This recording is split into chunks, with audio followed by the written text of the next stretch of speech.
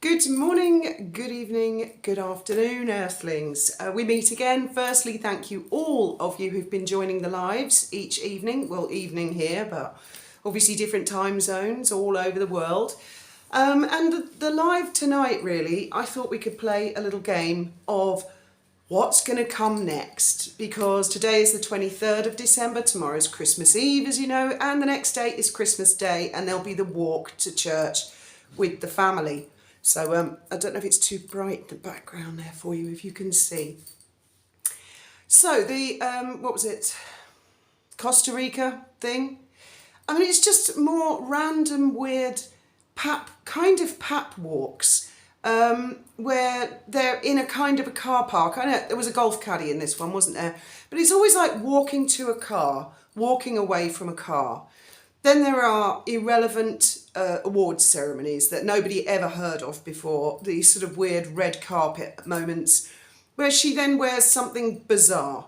Then there are the puff pieces, aren't there?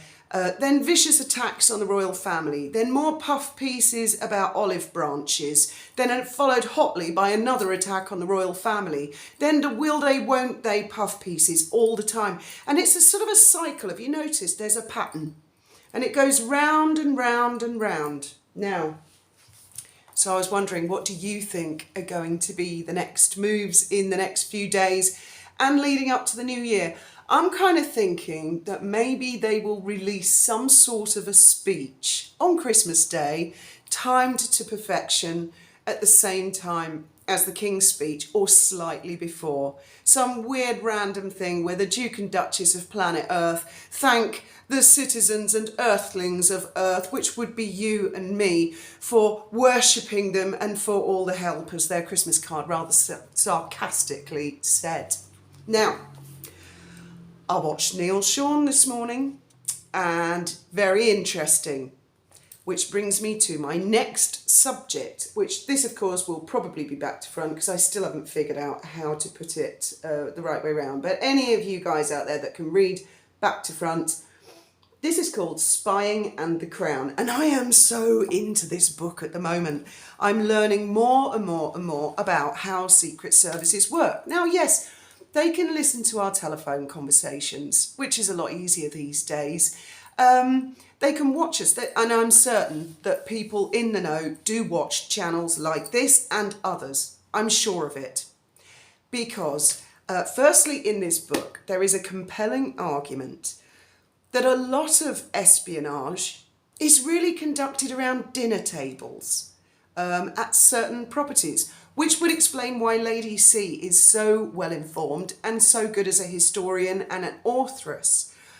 Because what they say in this book is, it's who's friends with who, and word coming back, such and such was said at a dinner party.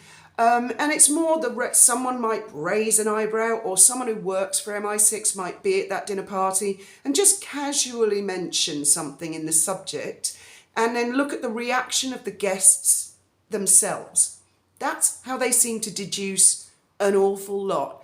They get their information from all manner of sources, and the royal family have their own sort of network of spies, if you like, or, to put it more accurately, a way of keeping their ear to the ground. Now, on a couple of lives back, we were all talking about why are Harry and Meghan still billed as working royals by being on the web page, the part of the royal family website which deals with the working royal family. Why are they still there? Yes, they've removed the HRH, but they shouldn't be there. There are other royals that do work, actively work and support the monarchy. Beatrice and Eugenie being just two. They're not on that list. There are other lower royals. Why are Meghan and Harry still on that? Line of succession, fair enough. Nothing anybody can do about that. It is what it is.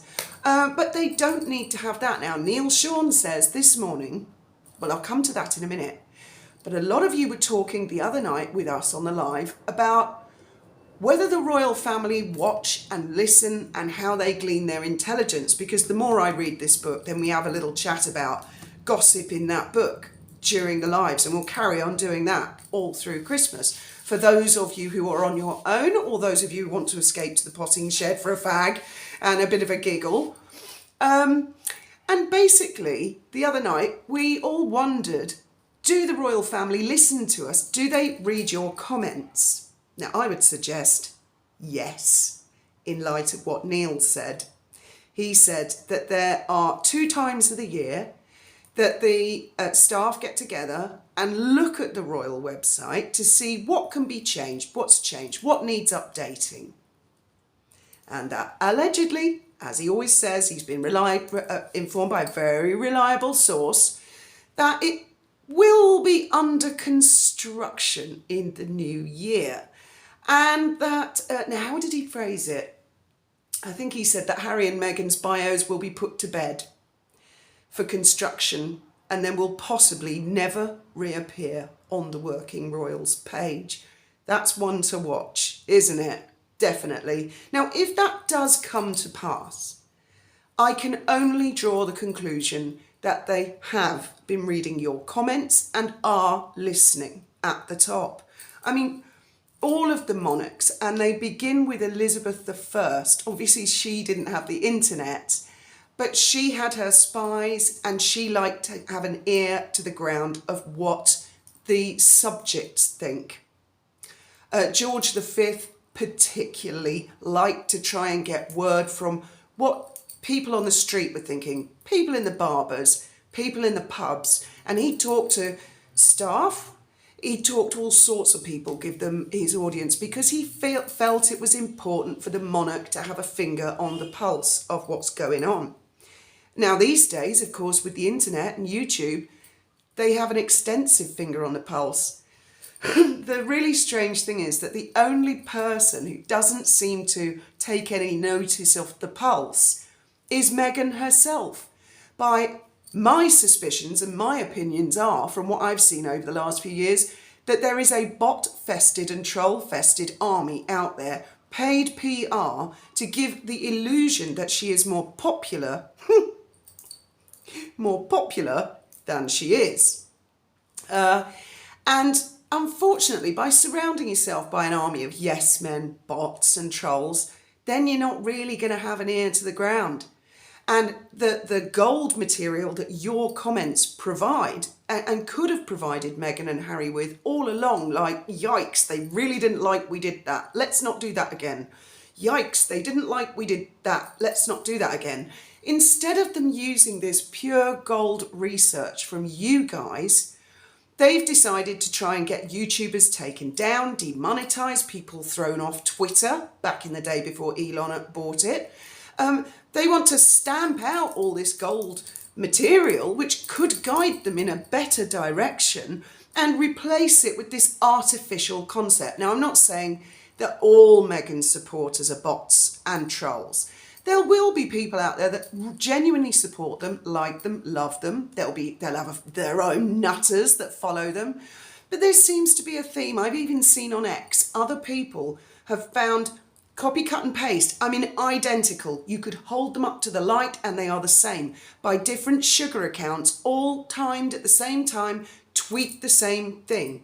That cannot be coincidence. It's not like they're retweeting each other. They're actually pasting and copying what other sugars have said in order to get a general narrative, a general message. Why fight the tide, Meghan and Harry? Why not just go with the flow? Listen to what the majority of people are saying on social media. Take on board criticism. Doesn't mean they necessarily have to follow it, and we all know they never will. Now the latest puff pieces are, there's puff piece, attack on the royal family, puff piece, olive branch, attack, olive branch. It's almost as if somebody is impatient and desperately needs an answer to what's going to happen in the future. I smell panic, fear, desperation.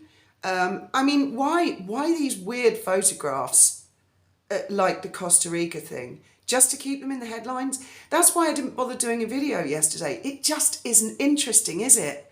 Oh, somebody was seen in a car park, blurred, at a distance, fake. So what? So what? Who cares? Anyway, I love to hear your theories on what you think is going to happen in the next 72 hours. Will it be a catastrophic car chase at 2 miles an hour? Will it be yet another revelation of racism? Will it be a timed attack on Princess Catherine? Will they release a speech on Christmas Day as if they are the Duke and Duchess of planet Earth? Well, we'll just have to watch this space. In the meantime, would love to see you on X. I am Avid Gardener number 8 on X. I'll put a link in the description to this video. Also, we'd love to see you on the live. Anybody who's lonely or wants to join us for Christmas. And on Christmas Day itself, I think we'll be doing it a lot earlier, but we'll tell you what time for Christmas lunch. And you can tell us all what your festive plans are. And we can all have a giggle together. As always, thank you very much for listening.